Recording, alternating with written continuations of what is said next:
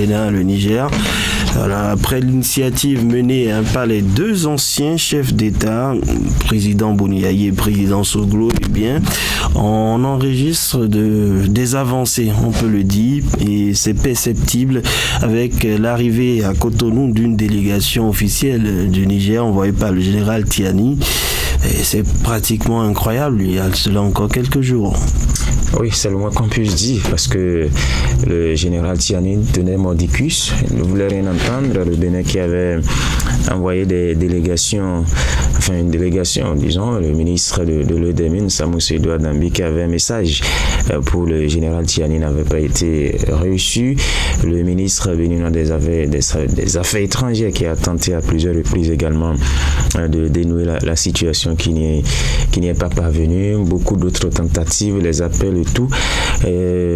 Aujourd'hui, on est à une étape où c'est le général Tiani, bien sûr, sous la demande des deux anciens présidents béninois, Nicéphore Dieudonné Soglo et Thomas Boniaï, le général Tiani qui accepte d'envoyer une délégation composée de plusieurs membres, de hauts cadres de l'administration, de l'appareil étatique nigérien qui sont depuis hier à Cotonou. Je crois que c'est une avancée notable dans le règlement, la recherche du règlement de cette crise-là qui oppose nos deux pays depuis, disons, un an maintenant. Demain, on va fêter le premier anniversaire du coup d'État qui a fait partie Bazoum, le 26 juillet 2023. Moi, je crois qu'il faut commencer peut-être par espérer et que d'ici quelques jours, quelques semaines, on va peut-être finir par conjuguer cette crise-là au passé. En tout cas, il y a de petites actions, de petites avancées. Hier, avant qu'on parle de cette visite de la délégation nigérienne au Bénin, il y avait déjà la levée de cette mesure qui interdisait la circulation des bus de transport en commun à Malanville. Il fallait s'arrêter déjà à Kandis si vous quittez l'intérieur du pays. Donc, ce sont ces petits mouvements, ces petites avancées-là qu'il faut déjà saluer sur le terrain progressivement. Je l'espère vivement. On va finir par dire, il y a quelques jours, il y a quelques années, le Bénin et le Niger ont vécu cette situation. Qu'on puisse rétablir les relations normales entre nos deux pays, c'est très important. On en a besoin. On est condamné à vivre ensemble pour l'éternité. Donc, on est obligé de chercher à régler ces petits problèmes qui vont parfois jalonner notre parcours pour le bien de nos deux peuples. Parce que depuis que cette situation est survenue, il est utile de revenir encore sur les conséquences, sur des familles, sur des commerçants et des opérateurs économiques qui ont beaucoup perdu. Et même l'État béninois, avec notamment la situation de l'aéroport de Cotonou, il va falloir passer à autre chose. Enfin. Il va falloir passer à autre chose. Et puis, Fanchabi, vous êtes surpris de l'arrivée de cette délégation. Certains observateurs pensent que c'est le moment idéal pour renouer, en tout cas, le contact. On a parlé de la date anniversaire de prise de pouvoir du général Tiani, qui est devenue une date symbolique pour les Nigériens.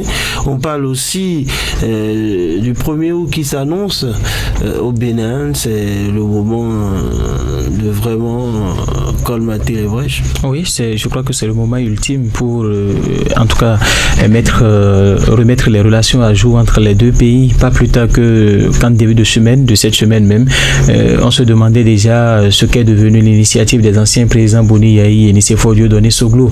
On avait fait de grandes annonces et rien n'a suivi par la suite, et beaucoup de personnes avaient déjà commencé donc par exaspérer ou se poser des questions de savoir si l'initiative allait réellement porter. Et je crois que cette visite ou cette descente donc de cette délégation nigérienne au Bénin, c'est un peu pour dire que c'est déjà pratiquement le dénouement de la situation. Moi, je voudrais bien oser dire que c'est même déjà un grand pas de franchi. C'est déjà plus de 50% de pas de franchi dans le rétablissement des relations entre le Bénin et le Niger.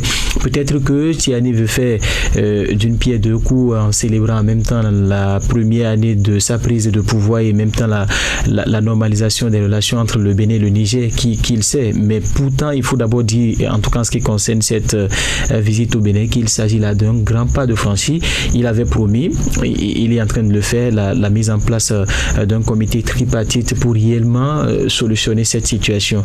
Après peut-être cette audience avec le chef de l'État, on invitera les deux anciens chefs d'État qui avaient été en médiation au Niger pour essayer donc de voir dans quelle mesure il faut rouvrir les frontières. Je ne voudrais pas revenir sur les petites avancées qui avaient été déjà enregistrées avec entre les deux pays. Comme le disait tout à l'heure Jacques, il y a eu cette levée de mesures au niveau de Malanville où les bus peuvent désormais circuler. Quand vous savez que quand ces bus-là entrent sur le territoire de cette commune-là, à Malanville précisément, c'est pour prendre part des embarcations alors que tout cela avait été donc déjà interdit. On a levé juste la mesure hier et la délégation nigérienne également qui arrive au Bénin cette même journée-là. C'est dire qu'il y a, quoi qu'on dise, une communication, même si elle n'est pas encore très maîtrisée, elle n'est pas encore à 100% entre les deux pays. Ça voudra dire que les deux pays échangent et la main tendue du Bénin est en train donc d'être cette fois-ci saisie par les autorités nigériennes.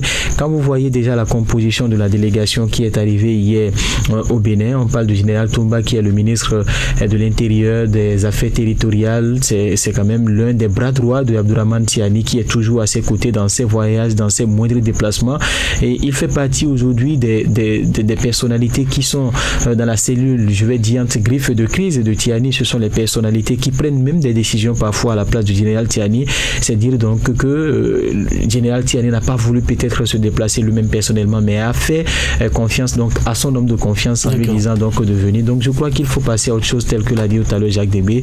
Et c'est le moment ultime. Donc le Bénin fêtera tout à l'heure, dans quelques jours, le 1er août et le Niger également le 26 juillet. Donc je crois que c'est un moment que ce ne soit bon, pas une célébration qui passe donc ainsi. Il faut que ce soit une occasion entre les deux pays donc de renouer avec les relations et les échanges vont certainement s'orienter dans ce sens-là. Mais le plus essentiel pour moi, c'est pas seulement la réouverture des frontières, c'est pour qu'on puisse rétablir en tout cas les grandes relations qui existent entre le Bénin et le Niger.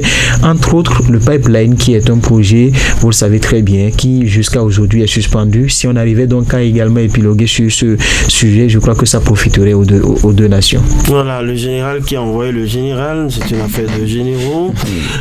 Jacques Dembé, comment manœuvrer la suite?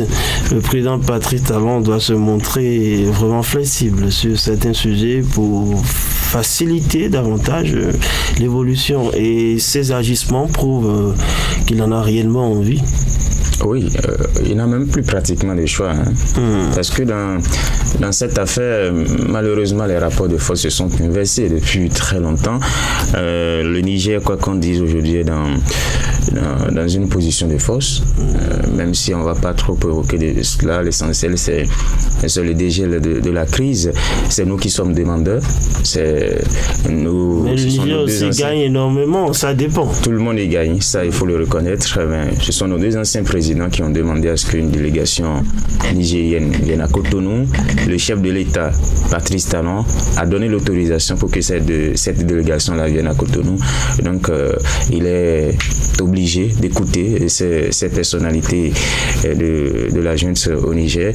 Mais attention aussi, c'est pas pour ça qu'il faut tout donner.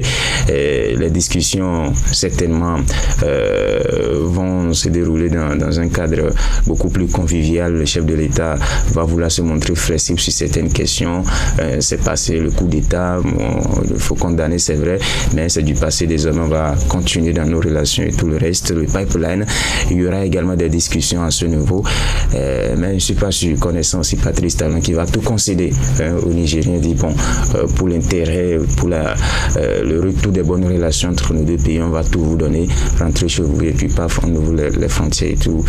Non, je ne crois pas que ça puisse se passer comme ça. Je suis sûr quand même que les deux parties vont finir par trouver un terrain d'entente, parce que dans une discussion, vous allez gagner des points, mais vous allez également perdre quelques points essentiels. Voilà, le point de discorde, n'oubliez pas. Est-ce qu'il faut amener cette délégation sur le terrain, comme c'est un général. Ils veulent savoir s'il n'a pas de base militaire ou pas. Wilfried l'avait dit, ils sont là maintenant, il faut les emmener. Si un sentiment au propos de Wilfried, c'est qu'il peut faire le tour du terrain. Ils n'ont qu'à visiter le pays. Un peu de tourisme me ferait du bien. Est-ce qu'il faut visiter? Il y a des possibilités de voir tout ce qui se passe. On le donne carte blanche et puis vérifier. Un peu du tourisme, comme vous l'avez dit, ils vont découvrir le pays en plus. Quand ils le prétendent, à Polga et dans d'autres localités peut-être pour voir ce qui se passe réellement. Et s'ils découvrent les instructeurs français, ils considèrent cela comme une base. Non, ils vont mieux comprendre. Ce sont des militaires, ce sont des militaires, des policiers. C'est que ce qui a été révélé. Ce sont des sachants. Je crois qu'ils ont également des instructeurs sur leur territoire et ils sauront en tout cas faire la différence. Ce qui est sûr, ce serait très intéressant de le voir aussi sur le terrain pour mieux comprendre ce que le Bénin explique depuis des mois. Merci.